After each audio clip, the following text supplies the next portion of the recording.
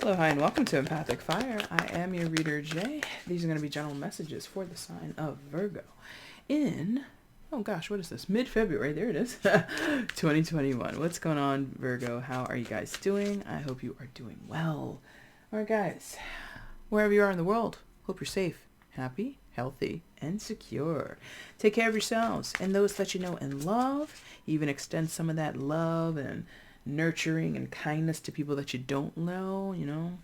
World needs a little bit of a good juju push, and I encourage everybody, when you can, if you can, to get in on that action. All right. Virgo, no announcements here in mid-February, so let's just go ahead and get into the regular spiel. Anything you want from me, it's in the description box already. Timestamp is down there. Information on how to purchase a personal reading with me is down there. And if you want to follow me on Instagram, I promise it will get back into a regular rotation of uploads soon. Feel free to use the link below and join me over there if you want to.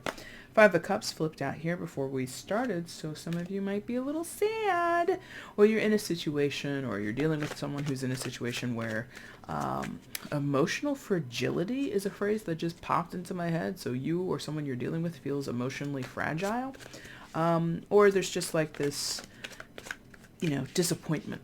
A feeling of real disappointment in the situation, or in a person's character is what they're saying, or a person's character. Interesting. But let's go ahead and get you a story, a full story, and see what's going on for you guys in mid-February, okay? Virgo, please, in mid-February 2021. Messages for them in mid-February 2021. Please show me the messages for Virgo, mid-February 2021. Wow, okay. Eight of Pennies, aka Eight of Pentacles. Can I barely shuffle? I guess so. And possibly one more for you guys. Virgo, mid-February, please.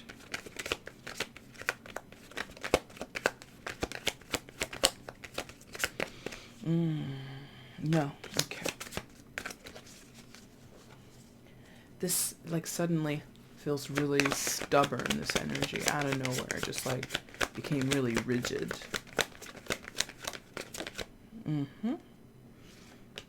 Three of Pentacles. All right. So, Eight of Pentacles. It needed to be here. Five of Cups, and then Three of Pentacles. So for some of you, this is about your work. You're not happy there. It's really stressful to you, or it's unfulfilling to you, or some of you might feel in a way like things are getting worse or something like that, or things are not improving, is what this feels like in general. Things are not improving. So kind of what I was saying about the energy before this third card came out, it's excuse me, pardon me, it's like stalled energy. It's stuck energy. You don't feel necessarily that you're able to proceed in a situation. It doesn't have to be work, but Eight of Pentacles normally talks about how we make a living, or where we're spending a considerable amount of our time, energy, and effort. Okay, sometimes even how we spend our money, but less so about that. Oh, Virgo. You want to do a good job. You want to be useful. You want to be properly compensated if this is about work. But there is this intention. And again, this is a general reading, so it can go vice versa. But there is someone who genuinely wants to get something good out of a situation. But it is continually, or it is proving to be a disappointment. It is proving to not be going the way you had planned. It's not giving you the benefits that you were expecting. Or you're, again, not being properly compensated or recognized with this Eight of Pentacles, Five of Cups combo. The Three of Pentacles is very interesting to me, because some of you, this is a contract. You cannot get out of it. Like this triangle is very enclosed. It feels very I don't want to say claustrophobic, but it feels like you are bound to this. You can't necessarily break this contract or break this agreement in a work situation. This is going to go beyond work, I feel, but for now it's coming out strongest as work, or how you spend your time primarily, how much of yourself and your resources and your energy and your skill and your knowledge. How much are you giving to a particular situation? Whatever you're giving, you're not happy with the payout. You're not happy with what you receive back, or you feel conflicted about how much to do it or how often to do it. Is this really getting, is this what's, some of you, it's a little like about your utility. How am I being useful? Am I bringing enough to the table? So there's a little bit of this self-criticism of, well, maybe I should do more. Knowing you, Virgo, you should probably do less. But that's just a general, very, very general, stereotypical understanding or trait that Virgos are said to possess. That is being perfectionist. That is being someone or an archetype that loves to help, that loves to assist, that loves to, pick up the slack. Like that's something that, again, stereotypically Virgos like to do. You do not have to be a Virgo, or that doesn't have to be true about you. You could be a total slouch, okay? But that sort of is what's going on here. It's like someone here might be thinking, oh, I'm not doing enough for the situation that I'm in, and that makes them feel kind of like a loser with this Five of Cups in the middle, and possibly like they're failing a group of people or whatever connective situation that they're in, whether it be family, friends, love situation, something like that. That's interesting that I said that, a love situation. Some of you might be willingly or very mindfully in a third-party situation in terms of romance, and you feel like you're not good enough, or what you're bringing to the table isn't satisfying your partner or partners. Very interesting. But that's not for everybody. And then I'm spinning my crystal. That's very interesting. Why am I doing this? So some of you might feel bored. Maybe that's it. Oh, there we go. Right back to that whole romantic situation. Okay, so I normally wouldn't play with my crystal like that, but I did it just now with you guys. And for those where you're in a third-party situation and you know it, whether that be a poly situation, whether that be a cheating scenario, I don't know the quality or the nuances or the details, but it feels like you, Virgo, or someone that you're dealing with is spinning their wheels or doing this. Like, this is how they spend their time because they feel really ineffective. So if you are trying to make a connection and pull your partner away from their third-party situation or whatever, it's like whatever you do, offering them, date nights, offering them a little bit more sex, offering to go to therapy with them, whatever it is to satisfy your partner to bring them back to you. In that cheating scenario phase, it's not good enough, right? In the balanced, very equal parts, equal measure, like, hey, this is a known ethically non-monogamous poly relationship that I'm in or connections that I'm in, you still feel inadequate, that you can't satisfy either partner, or everything that you do, it's like this, like a spinning of the wheel, like a wheel of fortune. Like not Wheel of Fortune in tarot, but like Wheel of Fortune the game. The game show, right? Where you spin the wheel and maybe it'll land on $500 and maybe you could solve the puzzle, Pat, or it lands on bankrupt and you completely lose and you go home empty-handed. You get what I mean? So I feel like someone here feels really ineffectual in the situation. And that does trickle back into this being about work or other types of connections that we have with people, so friends and family, right? Regardless, you or someone is still putting in that effort. I don't know that it's going to change a thing. And I don't know that I don't know. There's something here about possibly doing more than is necessary or trying to honor the contract, honor the bond, honor the connection beyond actual usefulness. I'm not asking for anything, but we will look at that real quick. So that's the Four of Pentacles and the Ten of Swords. So yeah, beyond usefulness. Someone's like, hey, let me keep going. The Four of Pentacles is often about, holding on to, possibly clinging. And then the Ten of Swords right next to it. Who the hell's clinging to that? Or why would we cling to that? You know what I mean? Like, so there is possibly, this could be two people having two different perspectives or minds on the subject, points of view on the subject. Or this is like the conflict. I'm holding on to something that doesn't really fulfill me. It actually makes me feel pretty crummy. You know why? Because there's 10 swords in my back. Not usually. I mean, that's an extreme version of acupuncture. You know what I mean? So I wasn't actually asking for anything, but that's just like a side message perhaps that fulfills or talks about what's going on here. I don't think I need to clarify the Three of Pentacles, because I think if you know it's third party, you already know it. I think if you know you're under contract, you know you're under some type of stipulation or some type of... My nose has been itchy a little bit for your reading, so that might mean something to you guys. But anyway, whatever the Three of Pentacles is, I think you know what it is. And I think you know who is putting in the effort, who is, you know, burning the candle at both ends or burning the midnight oil. So let's clarify this guy, the Five of Cups. Why is the Five of Cups here? And it did come out in the beginning, so yeah, we want to know more about that. Why did the Five of Cups come out in Virgo's reading today? Please give me further explanation on the Five of Cups. Why is the Five of Cups here for Virgo in mid-February? Please show me. Oh, Virgo, you're the last video of the day. I'm so excited. Barely wanted to come out of my hand, but it was very much, you know, it was the one. It needed to be here. So we'll figure out what that is. And then let me see at least one more on the Five of Cups. Why is the cup? Why is the cups here? Why is the Five of Cups here for Virgo in their reading? That didn't feel right.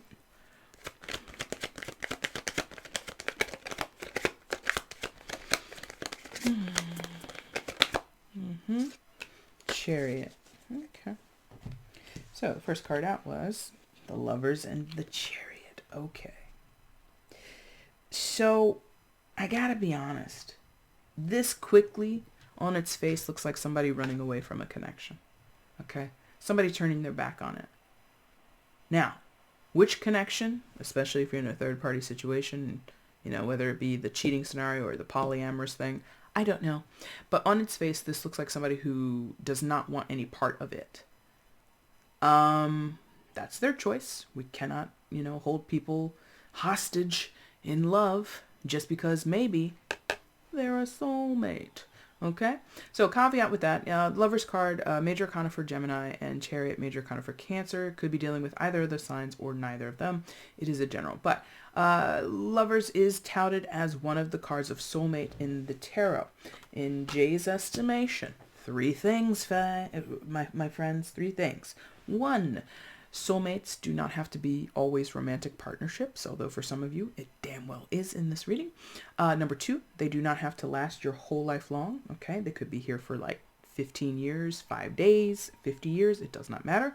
And number 3, they do not always have to be the most cookie cutter, you know, picture perfect, hallmark version of what we think this romanticized idea of a soulmate is. Okay. We can hope for that, and if you luck out and you find that in your life and you experience that in your life, kudos. I support. But let's be real here. Not every person who is your soulmate or who is a soulmate to you is going to be of that quality. That's just the way it is. Okay? So what I'm sensing though here is if it is a soulmate connection or just a significant connection of any type, romantic or otherwise, long-term or otherwise, I feel like somebody here is like really wanting to not be a part of it. Like damn near running for the hills, you know?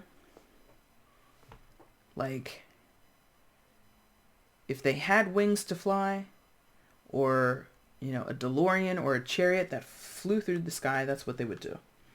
And I don't know where, I don't know who is whom in the situation here, but it feels like somebody is just like, I've had enough of this, or I've had enough of trying to put my all into it. Maybe that's the person who's running away, the person who has been trying to make it work, been trying to honor the contract, been trying to keep things afloat. Maybe they've, you know, washed their hands of it and they're feeling absolutely exhausted from what they've put into it. Or there is someone who runs from all of the support, the love, the adoration, the person who, you know, this, oh God, I hate not I hate, but it's just like this could be literal runner chaser for those that are aware of that dynamic. This could be runner chaser for sure. And that's a dissatisfying feeling for probably both people, because, you know, the runner doesn't run to spite the chaser. The runner doesn't run going, ha ha ha, you'll never catch me. The runner runs because they're afraid to be caught. They're afraid to experience that, or they have some type of wounding around that. They have some type of trauma around that, and they don't understand why they're being chased. Like truly, because they have low self-worth. They don't recognize themselves as lovable. They don't know what love is or means or how to properly demonstrate it. They don't want to put the work in. There's a variety of reasons why people run. It's usually more to do with the self than the other person in both cases. The person who runs, they're not running because they want to love that person. They run because they want to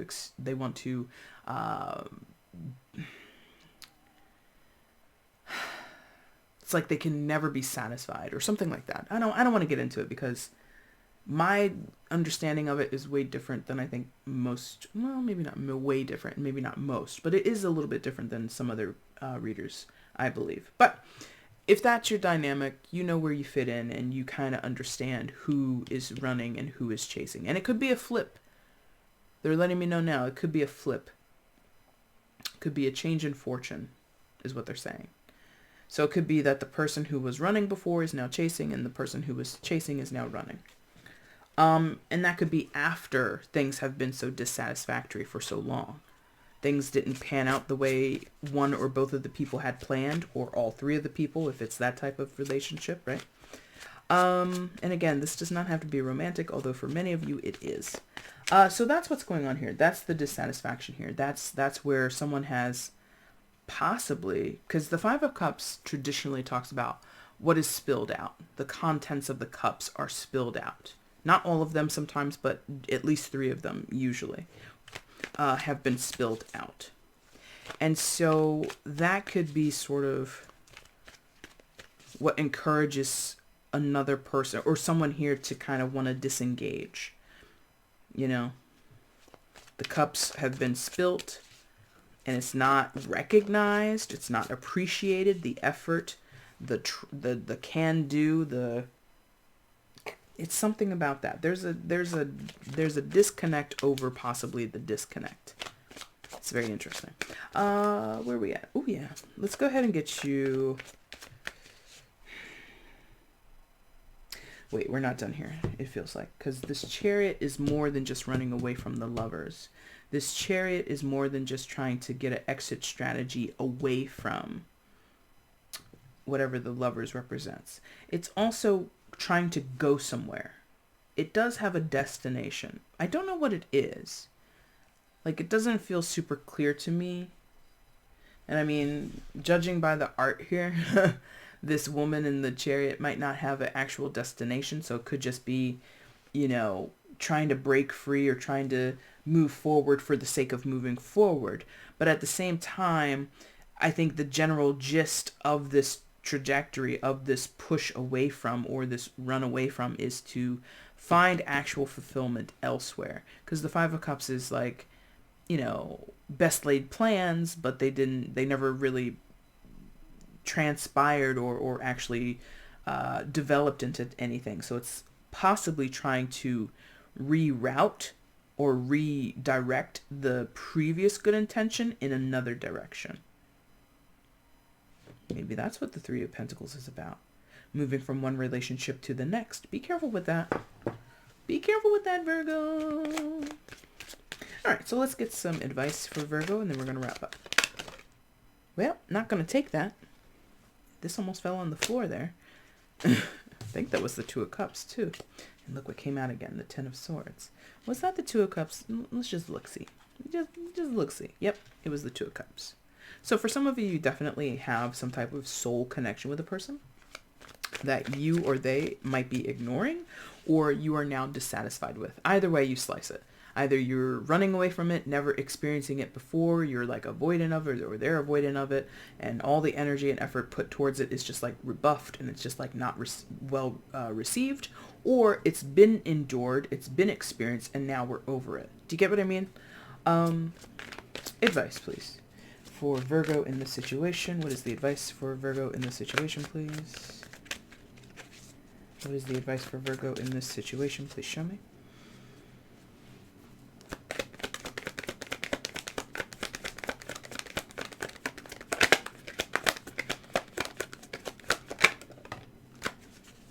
I'm so happy when it's one card. Come on. Okay, so notice you've got this came out before, this came out before. Repetitive, okay? So some of you are in a pattern. And remember what I said very early on in the reading, how this triangle felt really confined. It feels really restrictive. It's like within these confines, within these parameters, right? So there is this feeling, Virgo, for you guys that you're experiencing something that you've experienced before. You're seeing patterns revealed in your life, potentially. And how you deal with it is up to you. But this Four of Pentacles as your advice. I think it's not necessarily telling you to hold on, to restrict, to cling.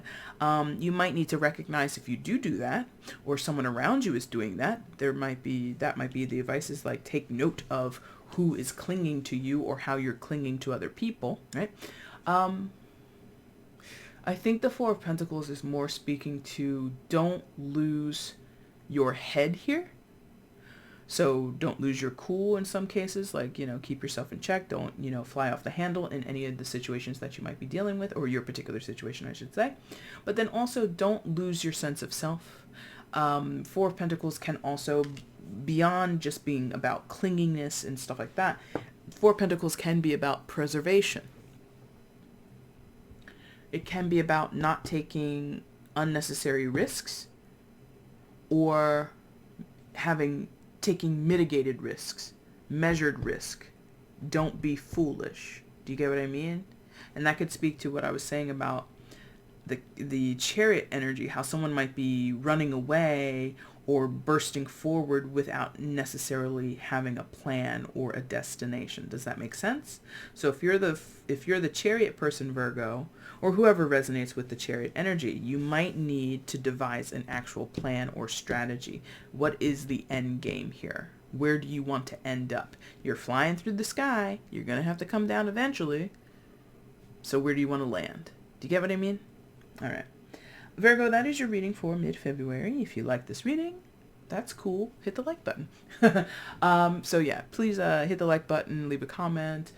Feel free to subscribe to the channel if you haven't done so before. Make sure you hit the notification bell, all that good stuff, okay? Doing all that stuff helps your girl resonate and percolate and circulate on YouTube, so I would greatly appreciate that, all right? Virgo, I will be back soon to do your March readings. Until then, I thank you so much for watching. Take care.